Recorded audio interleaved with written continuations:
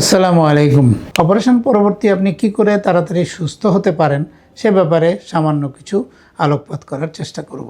আসলে পুরনো কিছু ধ্যান ধারণা আছে, অপারেশনের রোগীকে বিছানায় শুয়ে রাখা, পরিপূর্ণ বিশ্রামে রাখা, সেটা কিন্তু আজকাল একটুখানি পরিবর্তন হয়েছে।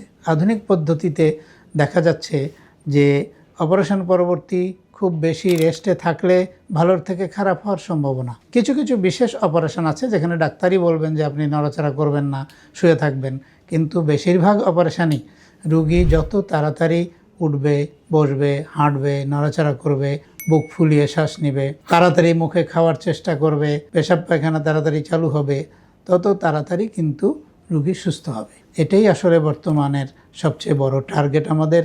অপারেশন পরবর্তী রুগী মানসিকভাবে সুস্থ হওয়ার জন্যেও তাড়াতাড়ি রুগীকে আমি যদি দাঁড় করিয়ে দেই, হাঁটাই দেই, বসাই, তাহলে কিন্তু সে মানসিকভাবে অনেকটা কনফিডেন্ট থাকে, অনেকটা আত্মবিশ্বাস ফিরে পায় যে আমি সুস্থ হয়ে গেছি। সুতরাং অপারেশন পরবর্তী খালি শুধু শুয়ে থাকলেই রুগীর ভালো হয় না। এটার অসুবিধা সবচেয়ে বড় যেটা হয়, বুকের মধ্যে কফ জমে যায়, কাশি উঠতে থাকে, অপারেশনের জায়গায় ব্যথা হইতে থাকে।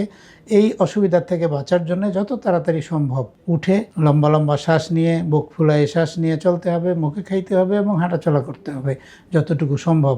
সেজন্য ডাক্তারের শরণাপন্ন হবেন, ডাক্তার পরামর্শ দিবে, প্রয়োজনে ব্যথার ওষুধ দিবে, কিন্তু আপনার মানসিকভাবে তৈরি থাকতে হবে যাতে একটু একটু ব্যথা সহ্য করে নিয়েও আপনি অপারেশন পরবর্তী একটু নাড়াচাড়া, একটু হাঁটাচলা এগুলো করার চেষ্টা করব। সুস্থ হওয়ার জন্য এটা জরুরি। সুস্থ থাকুন, ভালো থাকুন।